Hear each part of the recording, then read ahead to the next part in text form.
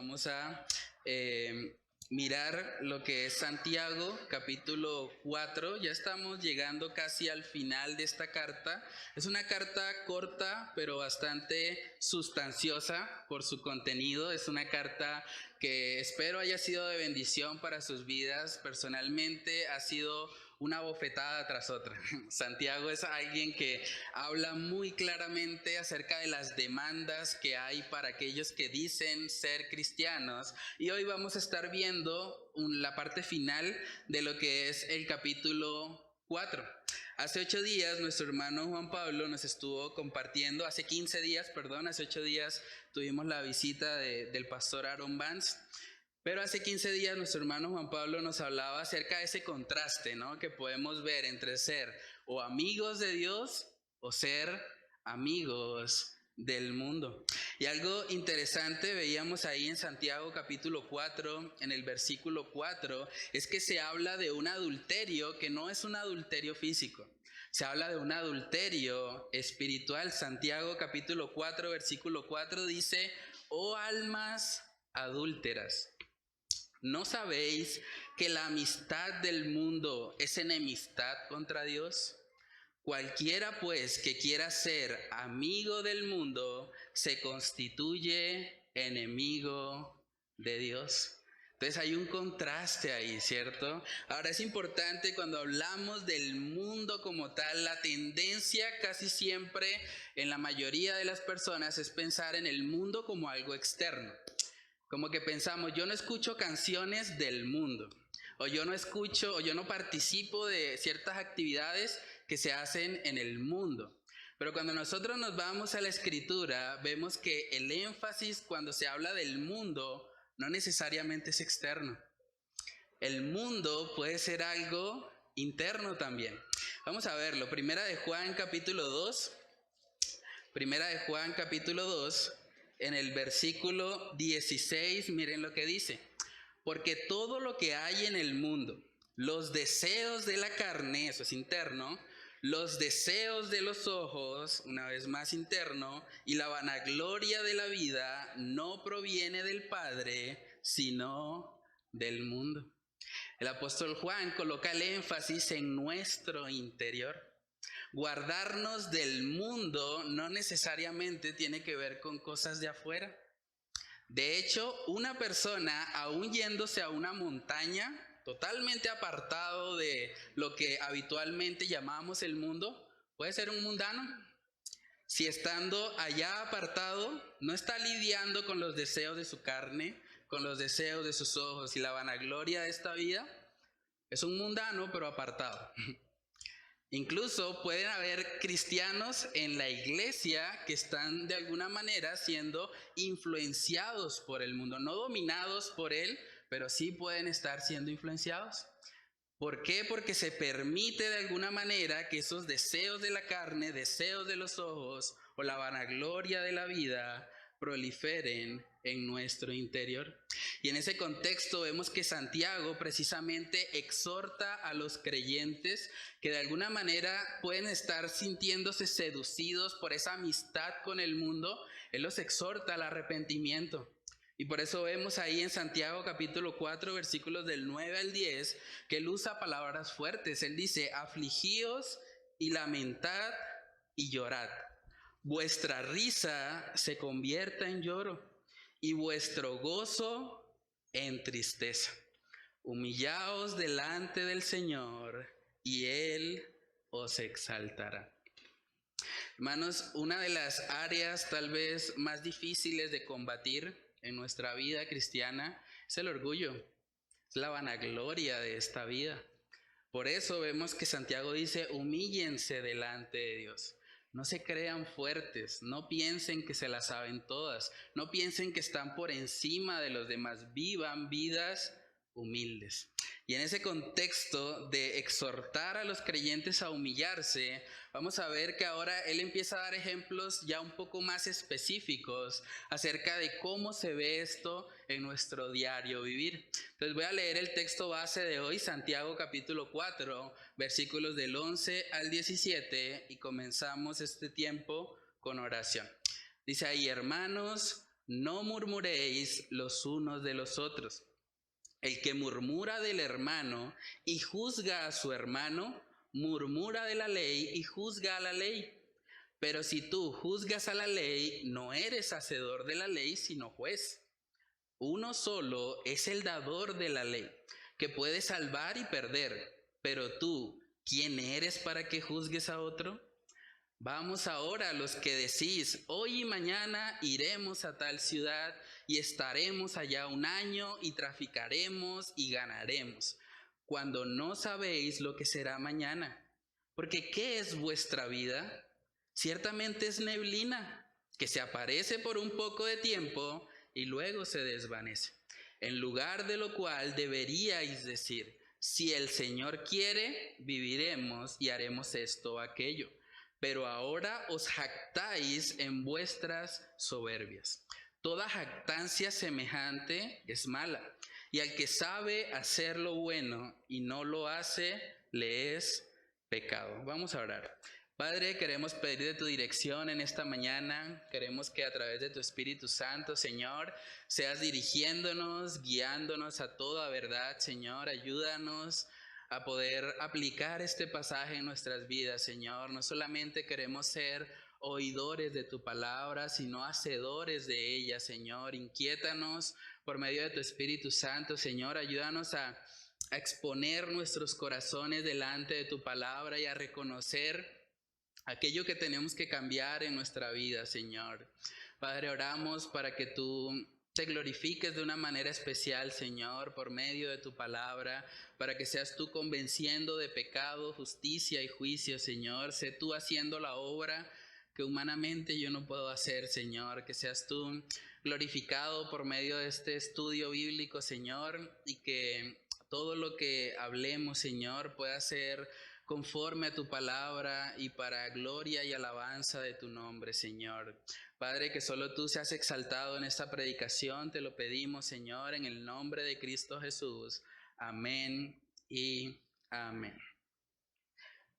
Bueno, hermanos, ahí podemos ver en Santiago capítulo 4, versículo 11, que empieza el apóstol Santiago diciendo, hermanos, no murmuréis los unos de los otros. Curioso eso, ¿no? Hermanos, está hablando de cristianos. O sea, ¿hay murmuración entre los cristianos? Parece que sí. Santiago está diciendo, hermanos, cuidado con eso. Cuidado con estar murmurando los unos de los otros. Y es importante entender a qué hace referencia la murmuración.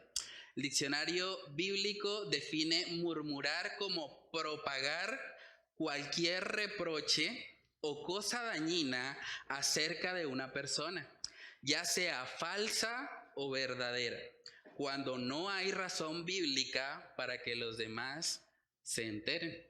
Cuando usted está contando algo, incluso si es verdad, así sea verdadero, si usted está hablando algo que realmente no hay una razón bíblica para que usted lo esté hablando, de alguna manera está cayendo en murmuración. Y es algo que tristemente sucede mucho entre los hermanos. Por eso Santiago dice, hermanos, no murmuréis los unos de los otros. Dice, el que murmura del hermano y juzga a su hermano, murmura de la ley y juzga a la ley. Pero si tú juzgas a la ley, no eres hacedor de la ley, sino juez. Entonces, hermanos, debemos tener mucho cuidado con este pecado de la murmuración. Ese es el primer punto en esta mañana, el pecado de la murmuración. Usted de pronto puede pensar, no, pues yo soy alguien que siempre digo la verdad. Y yo pues cuando hablo de alguien lo hablo porque es cierto. Aún diciendo la verdad, si usted está haciéndole daño a la imagen o reputación de ese hermano en la fe, usted puede estar cayendo en murmuración. Es común a veces que en el contexto cristiano, como tenemos comunión unos con otros, a veces un hermano puede sentirse afligido y puede buscar de pronto un hermano de la iglesia, un hermano en la fe, para contarle tal vez alguna lucha, tal vez alguna debilidad que esa persona tiene. Y puede ser que de pronto un hermano, vamos a colocar un caso hipotético, se le acerca a otro y le dice: hermano, ora por mí, realmente estoy teniendo muchos problemas en mi matrimonio. Hace mucho que mi esposa y yo ni siquiera hablamos. Estamos ahí bajo el mismo techo, pero pues realmente cada vez que hablamos hay una discusión, cada vez vivo realmente en mi hogar una situación muy difícil. Ora por mí, pídele a Dios que me ayude. Y casi que inmediatamente, cuando la persona termina de confesar ese pecado buscando ayuda de su hermano en la fe, el hermano inmediatamente toma el celular y llama al hermano chismoso y le dice: hermano, le tengo la última. Imagínese cuál matrimonio de la iglesia está que se acaba. Uy, ¿cómo así, hermano? ¿Quién? Dígame. No, pues el hermano fulanito, no, ese no es. Ese tiene también otros problemas, pero no, el que le tengo el chisme ahorita es otro. Bueno, el hermano, no sé, Perencejo, no, tampoco. Entonces, ¿quién es? Dígame. Y el otro con la curiosidad de pronto dice: bueno, es el hermano Sutano. Ese hermano tiene una cantidad de problemas. Es que se les nota, es que yo veo que ellos cuando van a la iglesia están como amargados. Eso mínimo es un matriarcado allá. La mujer se ve que es bien brava, esa es la que gana todas las peleas en la casa. O sea, sin saber realmente cuáles son las motivaciones, qué es lo que está pasando realmente en la situación, alguien puede llegar a especular y a murmurar cosas que no le competen. Y es lo que Santiago está diciendo acá en el texto. Cuidado, porque cuando yo murmuro de mi hermano, yo estoy murmurando de la ley, juzgando a la ley y poniéndome en el lugar del legislador, que es Dios. Nosotros, dice la palabra, que cuando vamos a juzgar algo debemos hacerlo con justo juicio. Y debemos tener muy claro que nosotros mismos no podemos establecer simplemente por lo que vemos externamente lo que está pasando en el corazón. Volviendo al ejemplo del matrimonio, la persona no sabe realmente cuáles son las causas, cuál es el problema, pero se atreve a especular. Y se atreve a decir de pronto: bueno, es que ahí debe haber algo oculto. Es que él tenía cara como que le estaba siendo infiel. Pero realmente, si usted no tiene pruebas de eso, usted debe guardar silencio. La murmuración es un pecado muy serio delante de Dios. La murmuración tiene el poder de destruir y dividir totalmente una congregación. Hay muchas iglesias que se han dividido, incluso se han acabado por causa de este pecado. Porque alguien empezó a murmurar, empezó a buscar un grupo de adeptos que estuviesen apoyando lo que él pensaba y de repente formaron una rebelión en la iglesia y dijeron: vámonos a darle un golpe de estado al pastor porque nosotros tenemos la verdad y vamos a acabar con eso porque no es bíblico. Y así se han destruido muchas iglesias. Yo conozco testimonios donde realmente por causa de la murmuración, iglesias incluso se han acabado o se han separado totalmente. Entonces, hermanos, es un pecado muy serio delante de Dios. En Proverbios capítulo 11, el libro de Proverbios habla mucho acerca de tener cuidado con nuestra lengua. Nosotros debemos ser muy cuidadosos. El mismo Santiago, como estudiamos en el capítulo 3, nos advierte de lo peligrosa y dañina que puede llegar a ser la lengua. En Proverbios capítulo 11, versículo 9, dice ahí la palabra: el hipócrita con la boca daña a su prójimo, mas los justos son librados con la sabiduría. El hipócrita con la boca daña a su prójimo. Hay gente que si no le dicen no le diga a nadie, cuenta todo. O sea, tienen que decirle, como que cuando alguien le está contando algo, tiene que darle la cláusula y decirle: pero por favor no le cuente a nadie. Eso no está bien, hermanos. Nosotros debemos ser conscientes, apliquemos la regla de oro. ¿Nos gustaría que alguien esté exponiendo nuestras debilidades con los demás?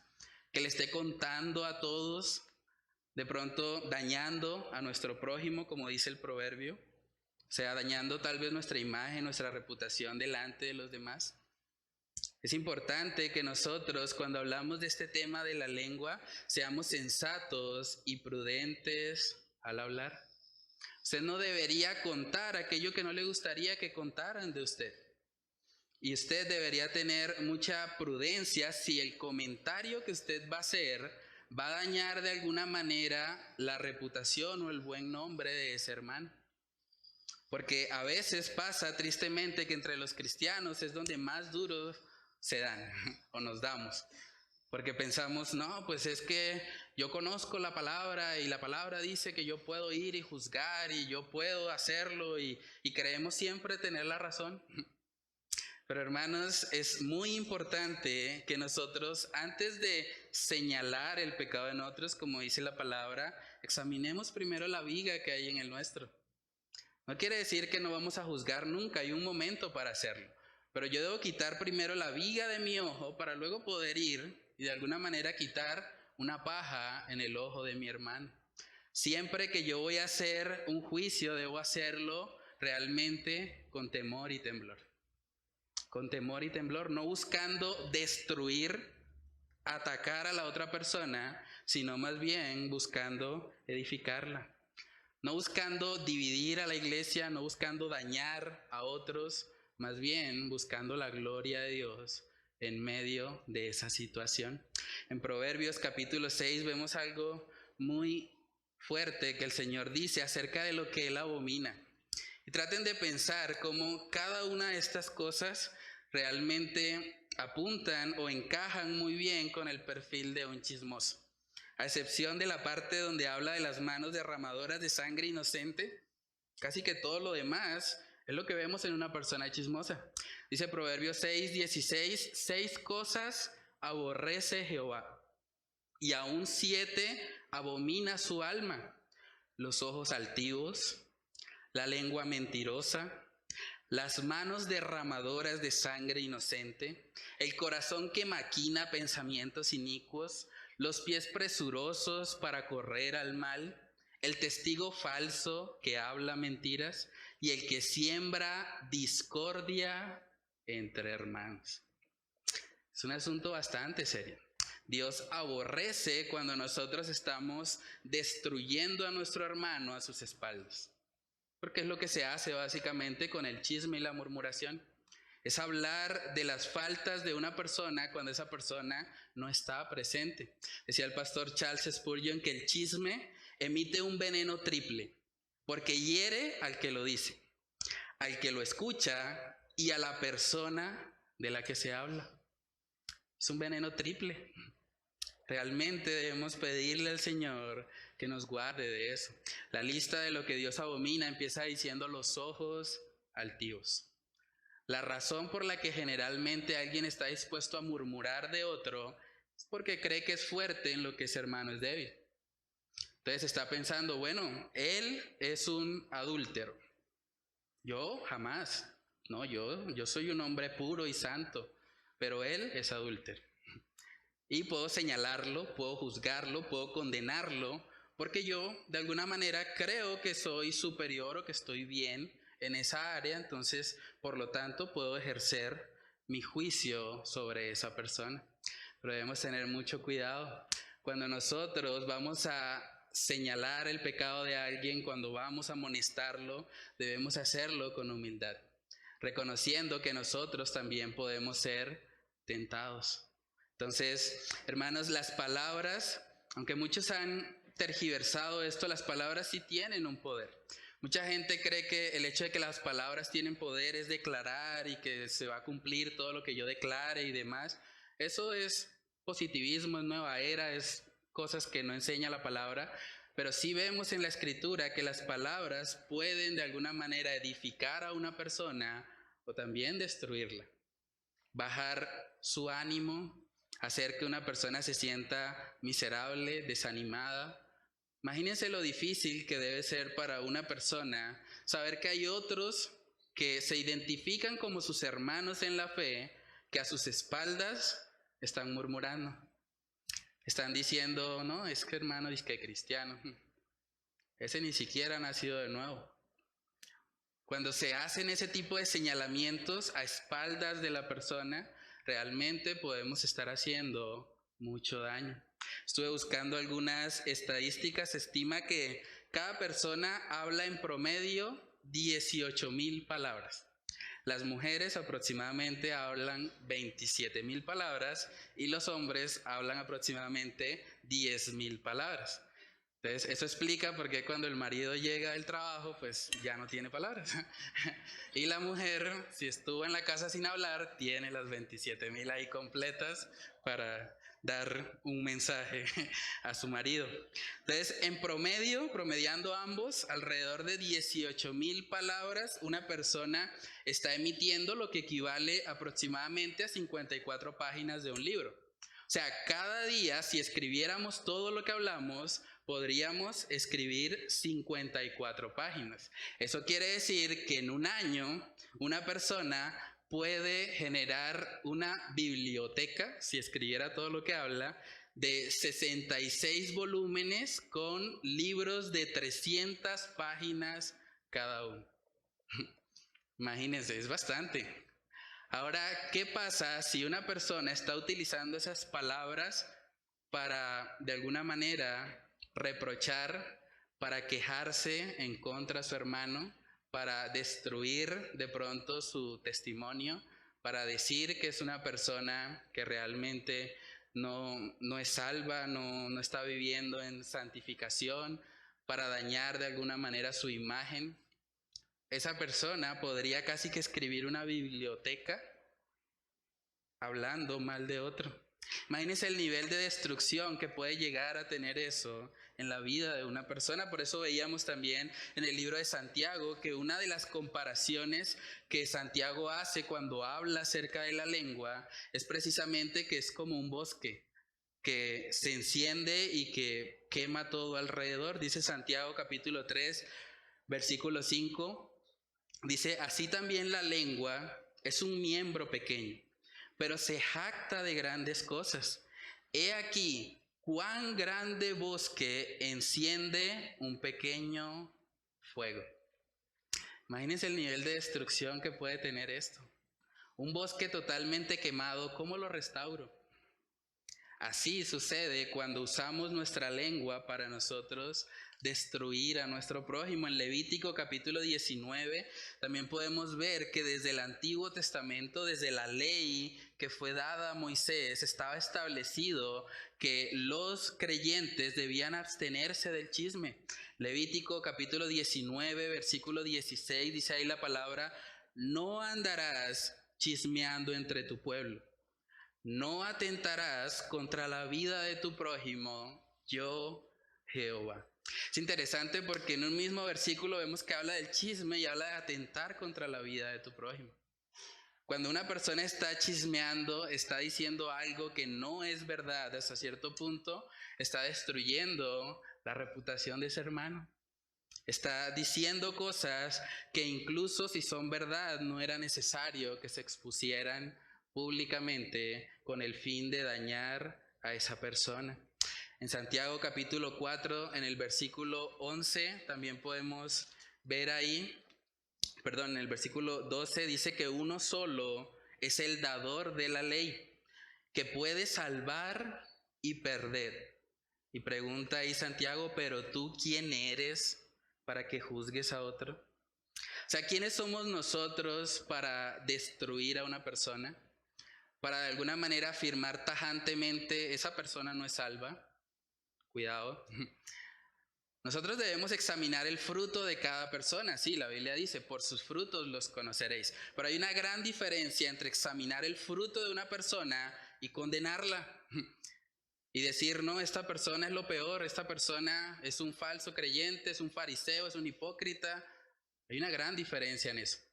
Entonces debemos recordar que cuando nosotros murmuramos, no solamente pecamos contra el hermano, pecamos contra Dios. En Salmos capítulo 51, y me encanta ese salmo porque vemos que David reconoce contra quién es el pecado. Miren lo que dice Salmo 51 en el versículo 4, dice David: contra ti, contra ti solo he pecado y he hecho lo malo delante de tus ojos, para que seas reconocido justo en tu palabra y tenido por puro en tu juicio. David había pecado, se había acostado con una mujer que no era su esposa, había sido el autor intelectual de un homicidio, pero aún así él reconoce que primeramente el pecado era contra Dios. ¿Quién dio la ley no adulterarás? ¿Quién dio la ley no matarás? Fue Dios. Él es el legislador. Cuando nosotros pecamos, hermanos, no solamente pecamos en contra de nuestro prójimo. Cuando hablamos de la murmuración, no solamente se trata del daño que podemos hacer a la reputación de nuestro hermano en la fe. Se trata de que estamos pecando contra el legislador que dijo, no andarás en chismes, como vimos en Levítico. Entonces es un asunto bastante serio. Entonces podemos preguntarnos, ¿cómo podemos luchar contra eso? ¿Cómo podemos luchar contra la murmuración? Lo primero es, aprende a hablar las cosas en privado. Aprende eso. En Mateo 18 vemos ahí el conducto regular acerca de cómo se lidia con el pecado en la iglesia. Primeramente, si yo veo que un hermano está en pecado, no voy y le pongo las quejas al pastor. Si yo veo que un hermano está en pecado, yo me le acerco. Le digo, hermano, creo que esto que estás haciendo no está bien. Y lo llamo a solas, en privado, hablo con él, trato de reconvenirle. Y si ese hermano se arrepiente, si ese hermano reconoce que ha fallado, que se ha equivocado, listo. No hay necesidad de llevar eso a ninguna otra instancia. Simplemente somos edificados, aprendemos de la situación y seguimos en pos de Cristo. Ahora, si ese hermano no se arrepiente, entonces ahí es donde es necesario que entren 2 o 3 testigos para tratar de mostrarle la situación con mucha prudencia, con mucha discreción, no tratando de simplemente destruir a ese hermano, sino más bien amonestarle en amor, exhortarle para que salga de la condición en la que se encuentra, pero debemos aprender a hacer eso. Debemos aprender a que como cristianos solucionamos las cosas cara a cara. No es bueno tampoco usar redes sociales ni estas cosas porque no permiten de alguna manera que nosotros podamos interactuar y ver la expresión en la otra persona y tratar de ayudar y colocarnos empáticamente en su lugar. Entonces, podemos nosotros proponernos a solucionar nuestros asuntos cara a cara. En Proverbios capítulo 25 vemos un principio muy interesante acerca de esto. Proverbios capítulo 25, versículos del 9 al 10. Miren lo que dice ahí la palabra. Dice, trata tu causa con tu compañero y no descubras el secreto a otro. No sea que te deshonre el que lo oyere y tu infamia no pueda repararse. Si yo veo que un hermano está pecando, en vez de ir y contarle a otro, lo llamo a solas. Le digo, hermano, creo que deberías reconsiderar esto. La palabra de Dios dice que esto que hiciste tal vez no estuvo bien. ¿Qué tal si de pronto oramos al Señor por eso? Mirar si esa persona reconoce su pecado y ayudarle. Eso debería suceder en la iglesia. Es el lugar donde nosotros podemos exhortarnos en amor. Otra forma de combatir la murmuración es también cortando el ciclo. Saben que la murmuración que es un pecado que es hasta cierto punto contagioso. Por eso dice la palabra también en Proverbios que debemos apartarnos del chismoso, no sea que aprendamos sus maneras, que terminemos también chismeando como él lo hace. Entonces, si usted se encuentra un hermano que realmente llega a contarle información que usted sabe que no es pertinente, usted en amor puede interrumpir a ese hermano y decirle, hermano, ¿realmente usted ya habló eso con la persona? ¿Usted ya le comentó a él? ¿Ya lo hablaron? Porque creo que no es prudente o no es necesario que usted me cuente esa información. Y en amor puede cortar eso, porque es como un fuego que se expande, como dice Santiago capítulo 3.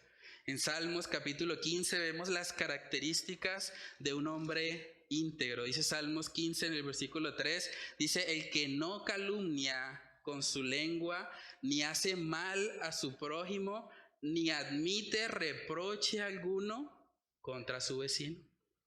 Si alguien se acerca para contarle la última, para contarle el chisme, se lo puede parar antes de que esa persona le diga y preguntarle, ¿es necesario que me lo cuentes?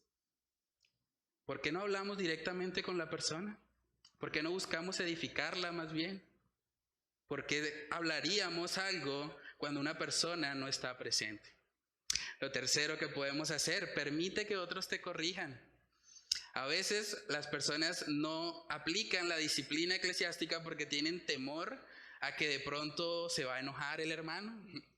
De pronto lo va a tomar a mal, se lo va a tomar personal, pero estamos en una iglesia donde todos estamos llamados a exhortarnos en amor.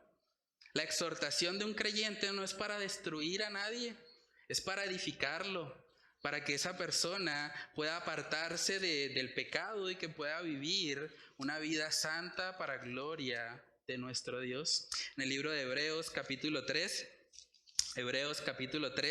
versículo 13, podemos ver, versículo 12 al 13, dice ahí: mirad, hermanos, que no haya en ninguno de vosotros corazón malo de incredulidad para apartarse del Dios vivo.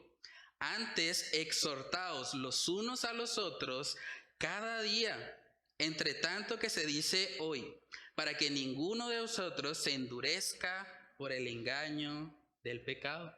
Uno de los beneficios espirituales de estar en una iglesia es que usted tiene hermanos que lo pueden exhortar. Y cuando un hermano lo exhorta, no se lo tome personal. Entienda que Dios en su misericordia ha usado a este hermano para mostrarle algo que tal vez usted no había visto. Antes debemos agradecer. Yo le doy gracias a Dios cuando hay hermanos que se me acercan y me dicen: hermano, ¿puedes hacer esto mejor? Hermano, esto que hiciste creo que no fue apropiado. Es importante que nosotros vivamos eso, porque de eso se trata vivir en comunidad. De eso se trata que seamos hermanos en Cristo. Es más que un formalismo. Realmente somos hermanos en Cristo porque estamos para edificarnos los unos a los otros. En el libro de Efesios también vemos un principio muy bueno cuando hablamos de este tema de la murmuración.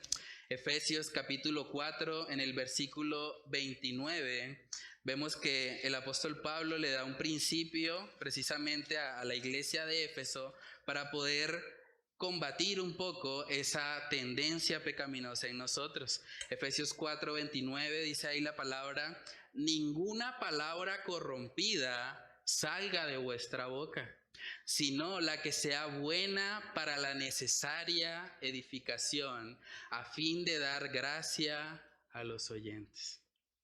Preguntémonos, ¿nuestras palabras son instrumentos de gracia o instrumentos de desgracia?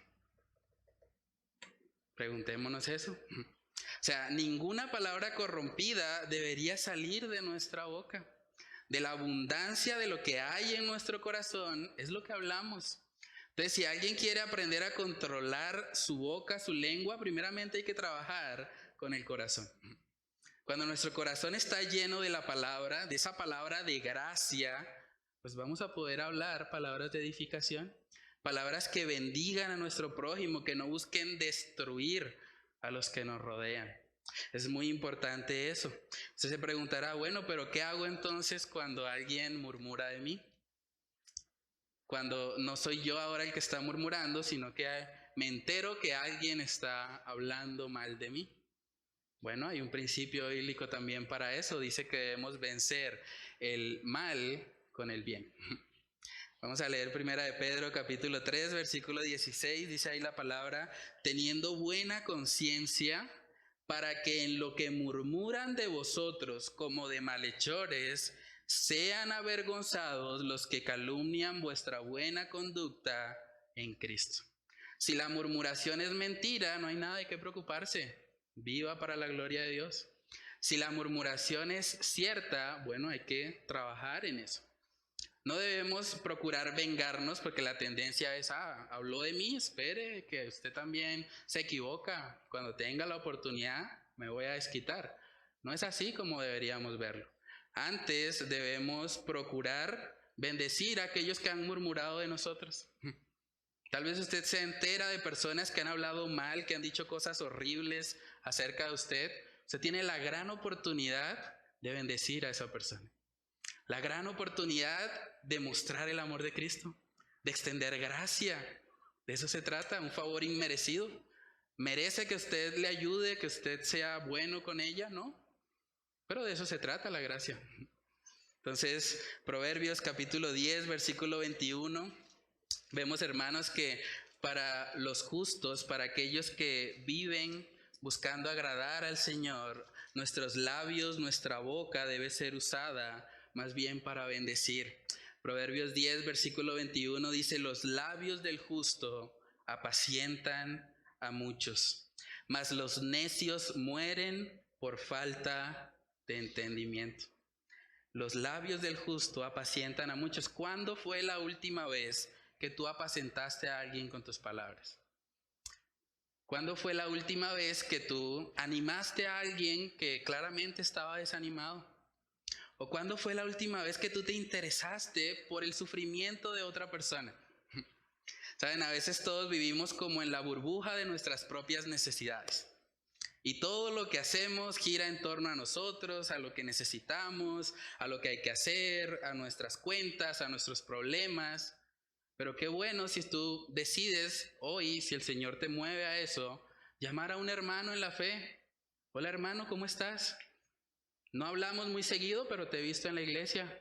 Quisiera saber si puedo orar por ti. Quisiera saber si tienes una necesidad, algo en lo que yo pueda ayudarte.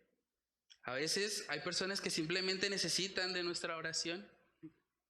Y es importante que nosotros estemos ahí, dando esas palabras de edificación, de ánimo, de fortaleza.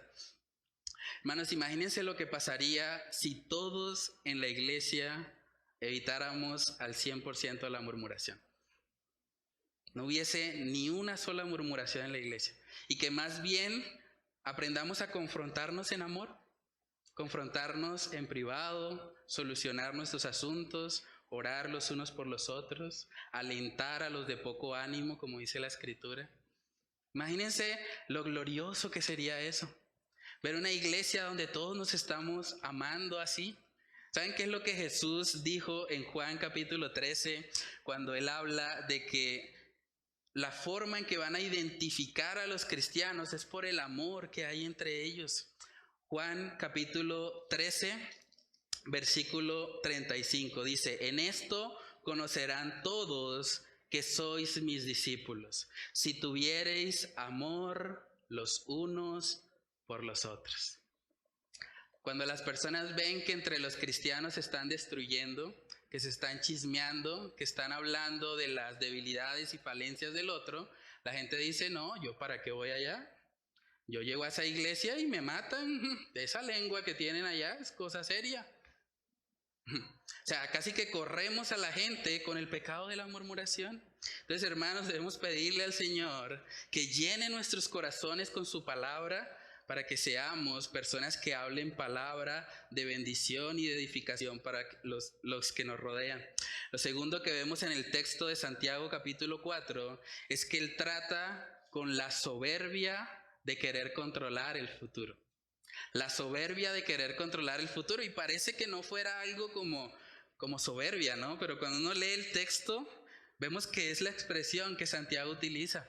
Miremos Santiago capítulo 4 en el versículo 13 dice: vamos ahora, los que decís, hoy y mañana iremos a tal ciudad y estaremos allá un año y traficaremos y ganaremos. Cuando ella habla de traficar, habla de comerciar, no es necesariamente algo ilícito, ¿sí? Traficaremos y ganaremos cuando no sabéis lo que será mañana. Porque ¿qué es vuestra vida? Ciertamente es neblina, que se aparece por un poco de tiempo y luego se desvanece. En lugar de lo cual deberíais decir: si el Señor quiere, viviremos y haremos esto o aquello. Pero ahora, dice Santiago, os jactáis en vuestras soberbias. Toda jactancia semejante es mala. Curioso eso, ¿no? O sea, la gente que dice hoy y mañana iremos a tal ciudad, estaremos allá un año, traficaremos, ganaremos, son soberbios, dice Santiago. ¿Y por qué son soberbias estas personas? Hermanos, así como el murmurador se coloca en el lugar de Dios para señalar o condenar a su hermano, también la persona que es presuntuosa respecto al futuro y que no incluye a Dios en sus planes, Se está colocando a sí misma en el lugar de Dios. Es como si esa persona está diciendo, yo tengo el control del tiempo, hoy y mañana iremos a tal ciudad. Ah, vea pues, resultó siendo omnipotente. Hoy y mañana controla el tiempo, dice, iremos a tal ciudad. También conoce la geografía y todo, la ubicación. Qué hombre tan impresionante. Dice, estaremos allá un año y traficaremos o comerciaremos y ganaremos, dice. Ah, o sea, el hombre conoce el resultado del negocio.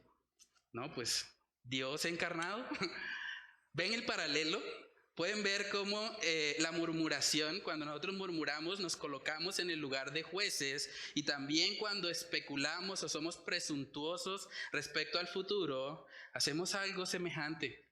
Es como si estuviésemos diciendo que nosotros tenemos el control del tiempo, el control del lugar y el control de los resultados de un negocio.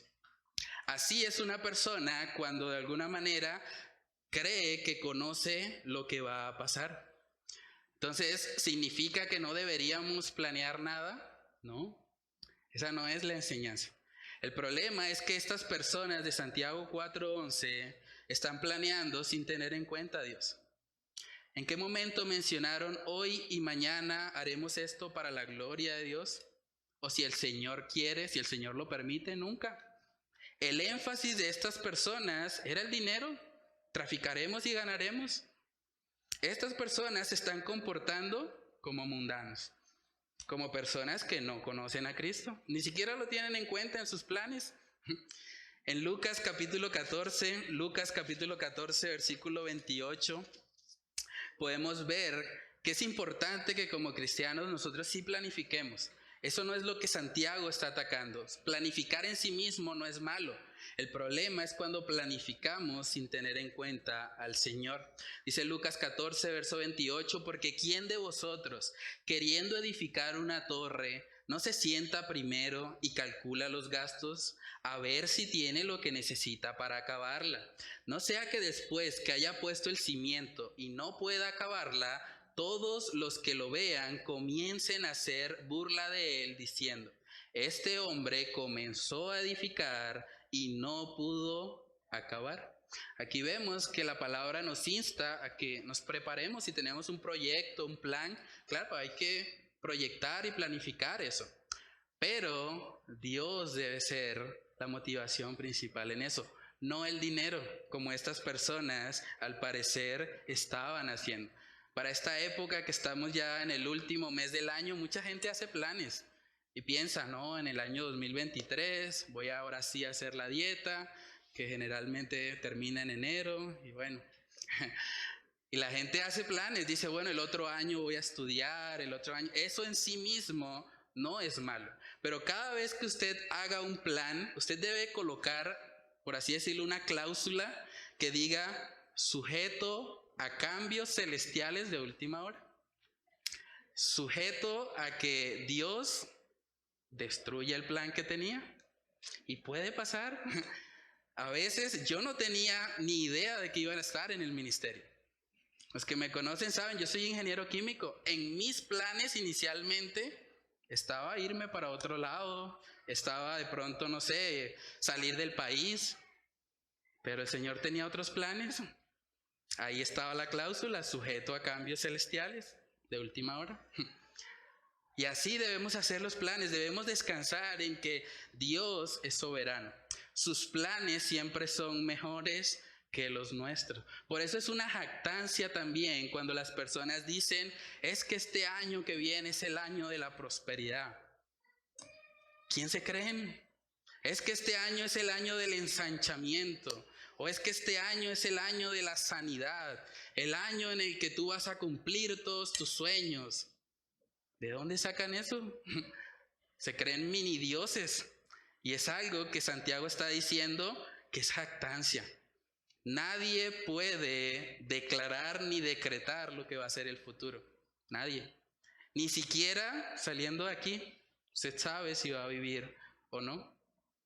De hecho, estuve buscando algunas estadísticas, hablando también puntualmente del hecho que nuestra vida es como neblina, dice Santiago.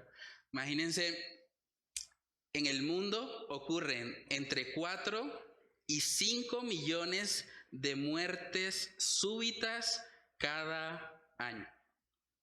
Entre 4 y 5 millones de muertes súbitas cada año. Una muerte súbita es una muerte totalmente inesperada. La muerte súbita le puede llegar a jóvenes de menos de 30 años. Algunos, incluso siendo deportistas de alto rendimiento, le ha llegado la muerte. Algunos en el gimnasio, de repente, un paro fulminante y ahí termina. Nadie tiene comprado el día de mañana. La vida es como neblina, como dice Santiago. También vemos ahí que el énfasis de estas personas que están pensando en traficar y ganar es solamente la ganancia económica. Pero a la luz de la palabra, como cristianos, nuestro énfasis no es obtener dinero. Nuestro énfasis es la gloria de Dios. Y si Él nos da dinero, amén. Si no nos da dinero, amén. Decía el apóstol Pablo, he aprendido a contentarme cualquiera que sea mi situación. En Mateo capítulo 6, verso 26, dice ahí la palabra, Mateo 6, 26, dice, mirad las aves del cielo, que no siembran ni ciegan, ni recogen en graneros, y vuestro Padre Celestial las alimenta. ¿No valéis vosotros mucho más que ellas? ¿Y quién de vosotros podrá, por mucho que se afane, añadir a su estatura un codo? Y por el vestido, ¿por qué os afanáis? Considerad los lirios del campo, cómo crecen, no trabajan ni hilan. Pero os digo que ni aun Salomón con toda su gloria se vistió así como uno de ellos. Y si la hierba del campo que hoy es y mañana se echa en el horno, Dios la viste así, ¿no hará mucho más a vosotros, hombres de poca fe? No os afanéis pues, diciendo, ¿qué comeremos o qué beberemos o qué vestiremos? Porque los gentiles buscan todas estas cosas, pero vuestro Padre Celestial sabe que tenéis necesidad de todas estas cosas. Mas buscad primeramente el reino de Dios y su justicia, y todas estas cosas os serán añadidas. Así que no os afanéis por el día de mañana, porque el día de mañana traerá su afán. Basta a cada día su propio mal. Interesante eso. ¿Alguna vez han visto un ave estresada? ¿O un ave afanada? ¿Será que hoy voy a comer? Tengo una familia, tengo allá los huevitos esperando. ¿No? ¿Y qué dice el Señor? Miren las aves. ¿Quién las sostiene? ¿Dios? Miren los lirios del campo tan hermosos. ¿Quién los viste? Es Dios. Ahora, ¿no puede Dios hacer mucho más con nosotros? Claro que sí. Entonces, aquí vemos también un contraste. Dice que los gentiles buscan todas estas cosas. Los que no conocen a Dios viven centrados en el dinero. Ese es su Dios. Es lo que ellos consideran que les va a traer seguridad, que les va a traer plenitud, que los va a hacer sentir bien, tener una vida cómoda. Pero los cristianos no buscan primeramente el dinero. Buscan primeramente el reino de Dios y su justicia. Y cuando hacen eso, Dios se encarga de sus necesidades. No de sus caprichos, de sus necesidades. De lo que realmente hace falta para vivir. Entonces, hermanos, debemos tener muy presente que esta vida es como neblina. Los que han corrido detrás del dinero, muchos se han quedado en el camino. Muchos realmente han perdido su salud, han perdido prácticamente su vida corriendo detrás de lo que el dinero puede ofrecer. Pero Santiago capítulo 4 nos está diciendo, esta vida es como neblina. ¿Realmente vale la pena vivir simplemente para algo material? ¿Vivir detrás de un papel? ¿Ese sería un propósito glorioso para nuestras vidas?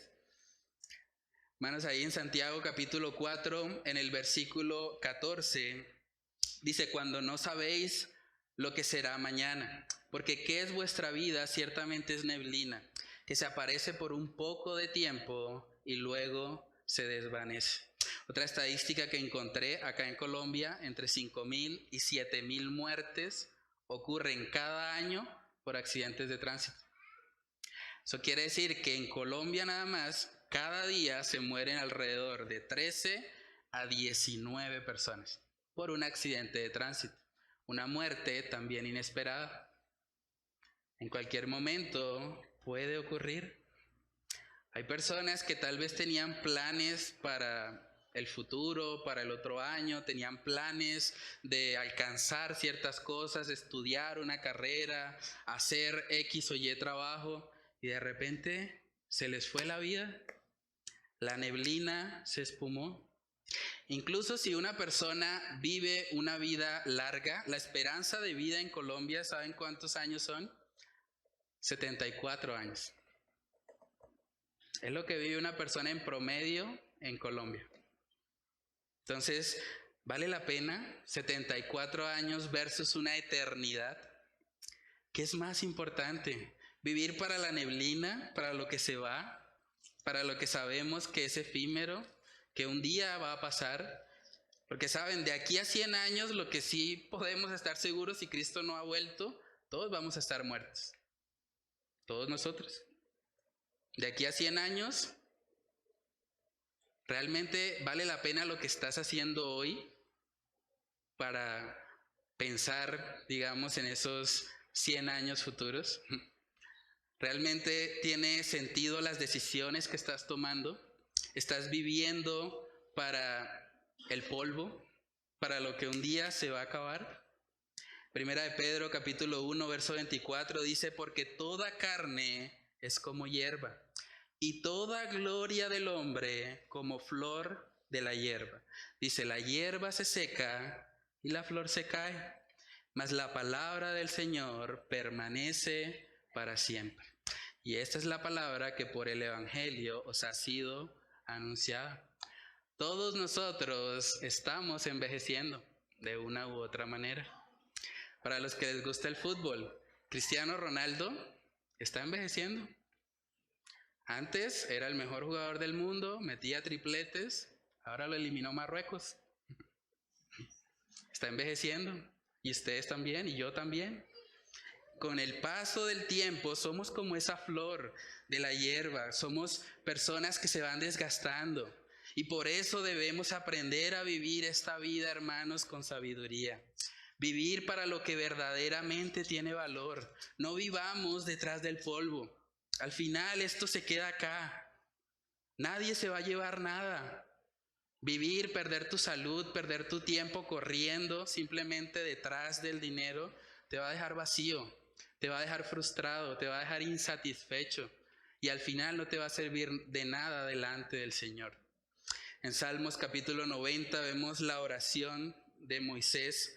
Salmos capítulo 90 en el versículo 12 dice él, enséñanos de tal modo a contar nuestros días que traigamos al corazón sabiduría. Como cristianos debemos vivir vidas sabias.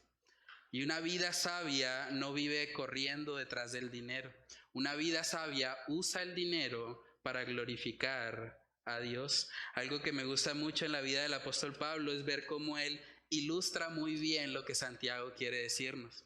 En Hechos capítulo 18, en el versículo 21, vemos que dice, sino que se despidió de ellos diciendo, es necesario que en todo caso yo guarde en Jerusalén la fiesta que viene, pero otra vez volveré a vosotros. ¿Y qué dice después? Si Dios quiere. Y zarpó de Éfeso. El apóstol Pablo era consciente y él decía, bueno, voy a hacer esto, pero si Dios quiere. Si Él así lo permite, si es conforme a su voluntad. Y si Dios estropea mis planes, amén. Sus planes siempre van a ser mejores que los míos. Romanos capítulo 1 en el versículo 9 vemos algo parecido. Él dice, porque testigo me es Dios a quien sirvo en mi espíritu en el evangelio de su Hijo, de que sin cesar hago mención de vosotros siempre en mis oraciones, rogando que de alguna manera tenga al fin, por la voluntad de Dios, un próspero viaje para ir a vosotros. ¿Quería él ir? Sí, pero él dijo, bueno, yo ruego que si por la voluntad de Dios yo tenga un próspero viaje. Él no declaró y decretó que el viaje se cumplía ahora sí, porque yo lo digo y soy el superapóstol. No. Si es tu voluntad, Señor, concédeme un viaje próspero para ir hasta allá. Ahora, cuando hablamos de decir si el Señor quiere, también debemos aclarar que no se trata de una frase cliché, porque incluso hay gente que lo dice sin realmente meditar en eso. Hay gente que usted le dice algo, no, pues nos vemos allá si Dios quiere. Y como que es parte a veces de la jerga común, pero cuando el Señor nos está hablando aquí en Santiago de que nosotros debemos considerar el hecho de que si el Señor quiere haremos esto o aquello, realmente está hablando de una actitud en mi corazón. Puede ser que yo no diga las palabras textuales si el Señor quiere, pero en mi corazón yo soy consciente de que yo no soy mi propio Dios, de que mis planes no son soberanos, que no es lo que yo diga, es lo que el Señor establezca. Por eso es tan importante conocer al Señor. Estamos ahorita los miércoles haciendo una serie sobre los atributos de Dios. Si usted no ha venido, yo lo invito, venga. Es una gran oportunidad. Estamos meditando en cada atributo de Dios. Y aunque es un estudio que prácticamente sería imposible de lograr, porque dice la palabra que la vida eterna es conocerle a Él, por lo menos tenemos una abreboca, una antesala de cómo es nuestro Dios. Entonces yo le animo, uno de los atributos de Dios es que Él es soberano. Y porque Él es soberano, yo no puedo decirle a Él que haga lo que yo quiera. Tengo que orar con humildad. Tengo que reconocer que aunque me duela ciertas cosas que sucedan en mi vida, yo puedo descansar en que la voluntad de Dios siempre es mejor que la nuestra. Un testimonio que personalmente me impacta mucho es el del libro de Job. En Job nosotros podemos ver un hombre que realmente pasó por muchas pruebas, por situaciones que humanamente creo que nadie quisiera vivir, pero aún en medio de esa pérdida que Job tuvo, tanto material como de su familia, él dijo algo muy impactante en Job capítulo 1, versículo 20. Dice ahí la palabra, entonces Job, después de todas las tragedias que le pasó, dice, se levantó y rasgó su manto y rasuró su cabeza y se postró en tierra y adoró. Y dijo, desnudo salí del vientre de mi madre y desnudo volveré allá. Jehová dio y Jehová quitó. Sea el nombre de Jehová bendito. Este hombre, en vez de maldecir a Dios porque sus planes no salieron como tal vez él pensaba, él reconoció y dijo, Señor, tú eres soberano. Si tú has decidido quitarme a mi familia, confío en que tus planes son mejores que los míos. Si has decidido quitarme mis posesiones, confío en que tú eres un Dios justo, santo, bueno, todopoderoso, y tú comprendes lo que yo no puedo comprender. Es importante que nosotros desarrollemos una actitud así. Entonces, a manera de aplicación, preguntémonos, ¿tú eres de los que se jacta presumiendo sobre el futuro? No, ya tengo el negocio listo, el otro año el dólar sube a 6,000, invierto en dólares y ya tengo el negocio para salir de pobre. ¿Así haces tus decisiones? ¿O tú eres de los que de pronto especula y dice, no, yo el otro año ya emigro de aquí, ya tengo mis planes listos, voy a hacer todo, lo tengo todo bajo control. Es más, me va a salir perfecto, ya sé cuánto voy a ganar. ¿Qué tal si Dios coloca una piedrita en ese camino? ¿Qué tal si te enfermas? ¿Qué tal si llega un accidente? ¿Qué tal si Dios estorba tus planes? ¿Te llenarías de amargura por eso? ¿O descansarías en que su voluntad es mejor que la tuya? ¿Qué es lo más importante cuando tú planificas algo? ¿Lo más importante es traficar y ganar dinero? ¿Esa es tu motivación principal, lo que te impulsa a vivir? ¿O realmente tú vives principalmente para la gloria de Dios? ¿Eres consciente también de lo frágil que es tu vida y de que dependes cada minuto y cada segundo de Dios? ¿Eres consciente de que tu vida es como neblina, que se puede ir en cualquier momento? ¿Estás preparado para que tu vida se termine hoy? Porque puede pasar. Yo no quiero generarle temor a nadie, pero es una realidad. Si hay gente que se está muriendo súbitamente, ¿qué impide que el siguiente sea yo o alguno de ustedes? Puede pasar, pero debemos estar preparados. Lo tercero y último que vemos ahí en Santiago capítulo 4, hermanos, es el horrible pecado de omisión. Coloqué ese título porque creo que es un pecado horrible y es algo que de verdad debemos pedirle al Señor, sobre todo como cristianos, que nos ayude. Santiago capítulo 4, verso 16 dice: pero ahora os jactáis en vuestras soberbias, toda jactancia es mala, y al que sabe hacer lo bueno y no lo hace, le es pecado. El que sabe hacer lo bueno. El problema de la mayoría de los cristianos no es falta de conocimiento. La mayoría sabe lo que debe hacer. La mayoría de ustedes probablemente ya sabe que no se debe murmurar. O la mayoría de ustedes tal vez ya sabe que hay que incluir a Dios en nuestros planes, que no somos soberanos. Pero el problema principal está en obedecer eso. No solamente en ser oidores, no solamente en saber el conocimiento intelectual, sino en vivirlo, en que realmente eso sea una realidad en nosotros. Es interesante porque la palabra que aparece ahí en el versículo 16, cuando dice que toda jactancia es mala, en el idioma original hace referencia también al maligno, a Satanás. Cuando usted vive una vida de autosuficiencia, cuando usted cree que no necesita obedecer a la ley de Dios, usted se está pareciendo más a Satanás. Porque Satanás, dice la palabra, que conoce también. Él tiene un conocimiento acerca de Dios, pero no está dispuesto a obedecer. Los demonios, dice en Santiago, creen y tiemblan, tienen hasta una mejor actitud que muchos cristianos. Pero vemos que estas personas, a pesar del conocimiento intelectual, están perdidos. Entonces, hermanos, debemos luchar contra esto. Probablemente usted conoce más información de la que aplica en su vida. Y por eso me parece un pecado horrible, porque la Biblia dice que cada uno va a ser juzgado conforme a la luz que ha recibido.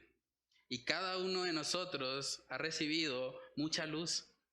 Y no se trata de pensar ahora, no, entonces mejor no voy a la iglesia, porque entre más me enseñan, más me estoy condenando, ¿no? Esa no es la reacción. Pero debemos ser conscientes de que cuando el Señor nos permite conocer algo, somos responsables ante Él. Y debemos realmente usar ese conocimiento para la gloria de Dios. Algo que sucede mucho también en el contexto cristiano es que hay cristianos que se cansan de hacer el bien. Hay cristianos que dicen, no, pero es que ya yo lo he perdonado tantas veces que ya, yo no lo perdono más. O sea, Él no va a cambiar.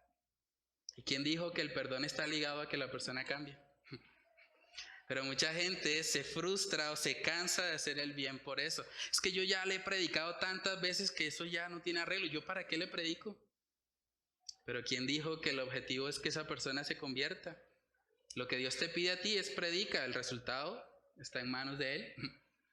Entonces dice en Gálatas capítulo 6, versículo 9, no nos cansemos pues de hacer bien, porque a su tiempo segaremos si no desmayamos. Pasa mucho también con los padres. Hay padres que cuando sus hijos entran a la adolescencia dicen, no, esto ya hasta aquí fue, no, ya que haga lo que quiera, ya está grande. Pero si esa persona vive bajo el mismo techo, sigue siendo la responsabilidad de cada padre criarlo en la disciplina y amonestación del Señor. ¿Que se va a enojar? Bueno, que se enoje. No deberíamos condicionar nuestra obediencia a Dios a los resultados que queremos ver. Debemos simplemente ser obedientes y dejarle los resultados a Él. Y de esa manera nosotros podemos vivir para la gloria de nuestro Dios. Hermanos, tengamos mucho cuidado con los pecados de omisión, porque por ellos seremos de alguna manera juzgados. El Señor va a juzgar a cada persona de acuerdo a la luz que ha recibido. Por eso necesitamos cada día llenarnos más y más del Señor. En Juan capítulo 15, ya con eso termino. Juan capítulo 15, versículos del 1 al 4, vemos la forma como se puede vivir lo que Santiago nos está planteando. En nuestras propias fuerzas Es completamente imposible. Ni siquiera lo intenten si lo van a hacer en sus propias fuerzas. Pero si buscan al Señor, si Dios es el que está poniendo el querer como el hacer, entonces van a estar capacitados para vivir todo lo que estamos aprendiendo en el libro de Santiago. Dice Juan capítulo 15, versículo 1, dice ahí nuestro Señor Jesús: yo soy la vid verdadera y mi Padre es el labrador. Todo pámpano que en mí no lleva fruto lo quitará, y todo aquel que lleva fruto lo limpiará para que lleve más fruto. Ya vosotros estáis limpios por la palabra que os he hablado. Permaneced en mí y yo en vosotros. Como el pámpano no puede llevar fruto por sí mismo si no permanece en la vid, así tampoco vosotros si no permanecéis en mí. Hay gente que se pregunta, ¿por qué yo sé algo y no lo aplico? Tal vez necesitas conectarte más a la vid, permanecer en él. Solamente a través de esa relación vital que hay entre la vid y el pámpano es que un creyente puede evidenciar fruto en su vida. Y de la misma manera, si hay personas que realmente no están viviendo una relación con Cristo, es normal que tú vivas en murmuración porque estás viviendo básicamente en tu naturaleza pecaminosa. Es normal también que tú hagas planes sin tener en cuenta a Dios. Es lo que menos te importa porque estás viviendo para ti mismo. Pero si ese es tu caso, yo te animo a que hoy sea el día de arrepentimiento para ti. Que hoy sea el día en que tú reconoces que eres un pecador, que no hay esperanza para ti. Que si Dios como legislador te juzga en función de la ley que Él ha establecido, los 10 mandamientos, estás perdido. No hay esperanza.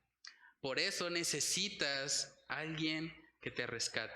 Y esa persona es Cristo Jesús. Ven a Él. Ven a Él. Hoy puede ser el día de salvación para ti. De pronto tú estás pensando, bueno, pero todo esto, ¿cómo lo aplico? ¿Cómo lo vivo?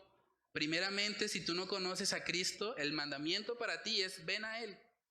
Dios se va a encargar de santificarte después, pero primeramente tienes que arrepentirte de tus pecados y poner toda tu confianza en Cristo Jesús. Deja de creerte tu propio Dios. Deja de pensar que tienes el control de todo, que puedes manejar cada situación de tu vida, que puedes hablar mal de todos. No.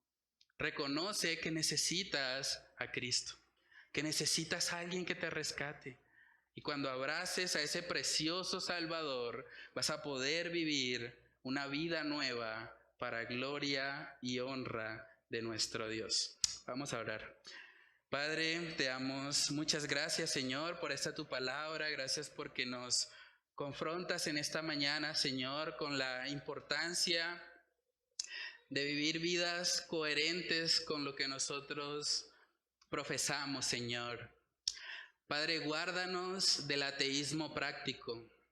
Guárdanos de decir que te amamos, pero vivimos en la práctica amando al dinero.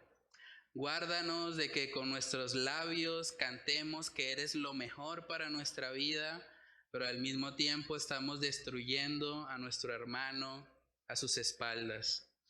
Padre, guárdanos de vivir una vida incoherente. Ayúdanos a aplicar aquello que ya conocemos, Señor. Ayúdanos a no ser indiferentes, Señor, ante lo que hemos escuchado hoy y lo que hemos escuchado cada día que abrimos tu palabra, Señor. Padre, ayúdanos a hacer lo que sabemos que debemos hacer, Señor. Ayúdanos a guardar nuestros corazones de los pecados de omisión, de esos pecados que un día tendremos que dar cuentas delante de ti, Señor, porque aún sabiendo lo que debíamos hacer, no lo hicimos, Señor. Oramos para que tú nos concedas arrepentimiento en esta mañana, para que tú obres en el corazón de aquellos que no te conocen, Señor, que tú les permitas comprender la necesidad que tienen de un Salvador, Señor. Que puedan ver que el pecado que han cometido no es un pecado en contra a otra persona, no es un pecado en contra a un código penal o a una sociedad. Es un pecado que han cometido primeramente en contra a ti, Señor, que eres un Dios santo, santo, santo. Padre, que tú obres de tal manera que el arrepentimiento pueda ser una realidad en la vida de esta persona.